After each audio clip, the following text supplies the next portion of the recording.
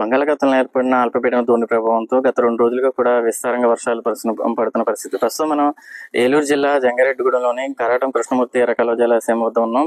మనం చూడొచ్చు విజువల్స్ లో ఈ జలాశయం పూర్తిగా కూడా ఏజెన్సీ కొండవాగుల మీద ఆధారపడి ఉంటుంది. ప్రస్తుతం ఇటు జల్లేరు బైనేరు వాగులు కూడా పూర్తి స్థాయిలో పొంగుతున్న పరిస్థితి. మొత్తంగా ఈ ప్రాజెక్టు పూర్తి స్థాయి నీటి మొత్తం 83.5 మీటర్లు కాగా ప్రస్తుతానికి 81.5 వరకు అయితే నీటి మొత్తం చేరుకుంది. అయితే ప్రాజెక్ట్ ఇన్ఫ్లో ప్రస్తుతం 400 క్యూసెక్లు కొనసాగుతుంది.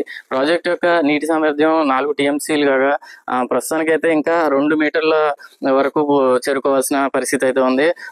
ప్రాజెక్ట్ పూర్తి స్థాయిలో నీటి మట్టం చేరుకున్న తర్వాత ఇటు దిగువకు విడుదల చేస్తే ప్రధానంగా నల్లజర్ల, తణుకు, అదేవిధంగా తాడేపల్లిగూడెం సంబంధించి పంట నష్టం జరిగే పరిస్థితి ఉంది. ఎందుకంటే 2018లో దిగువకు విడుదల చేసే ఏటిగట్టు కుడికాలువ యొక్క ఏటిగట్టు దెబ్బతిన్న పరిస్థితి. అయితే ఇప్పటికీ 7 సంవత్సరాలు గడుస్తున్న నాటికి కూడా నేటికి అధికారులు ఇప్పుడు దిగువ కుడికాలువ యొక్క రిటైనింగ్ వాల్ అయితే దాన్ని పూర్తి స్థాయిలో నిర్మించిన పరిస్థితి. దీనివల్ల ప్రధానంగా మనం ఒకసారి విజువల్స్ చూడొచ్చు.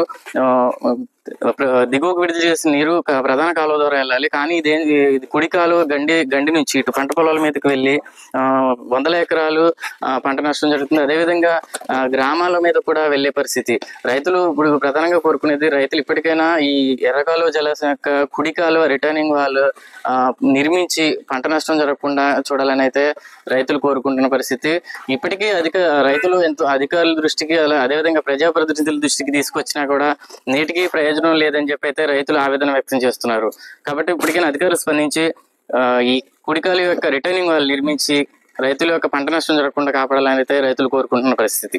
తెలుగులో ఫాస్టెస్ట్ న్యూస్ ఇప్పుడు కొత్త అవతారంలో 5 సెకండ్లోనే పూర్తి వార్తా సమాచారం మీ చేతిలో.